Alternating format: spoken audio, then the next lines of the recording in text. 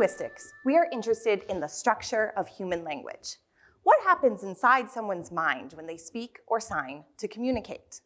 We can use what we learn for all sorts of purposes, from improving language education to making that little robot inside your phone understand you just a little bit better.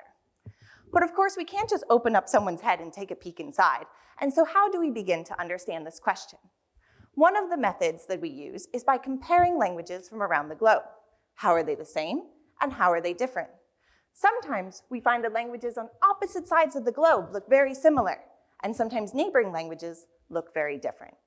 Regardless, all of these languages are used by people to communicate, and sometimes one person can be fluent in two very different languages.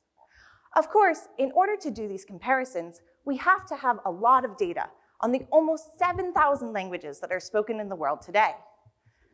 Unfortunately, we only have enough data on less than half of those languages. So what about the languages for which we don't have enough information?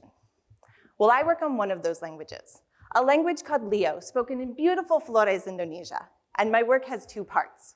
The first part is trying to understand that structure of Leo. I work with fluent speakers like Ms. Maria, and we try to understand, how do you ask questions in Leo? How do you count? How do you talk about motion and time? The answer to some of these questions challenge what we thought we knew about language.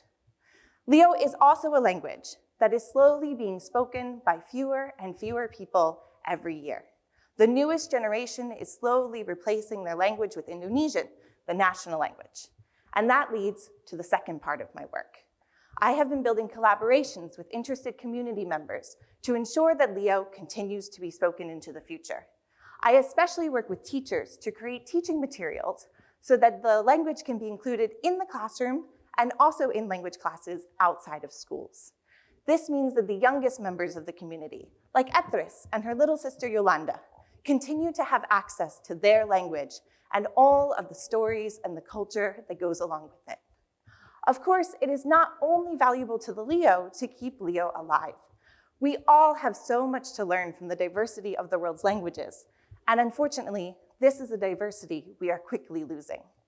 It is currently estimated that we lose another language every 2 weeks. It is our hope that in the work we are doing in Flores, Leo is not a language that is lost.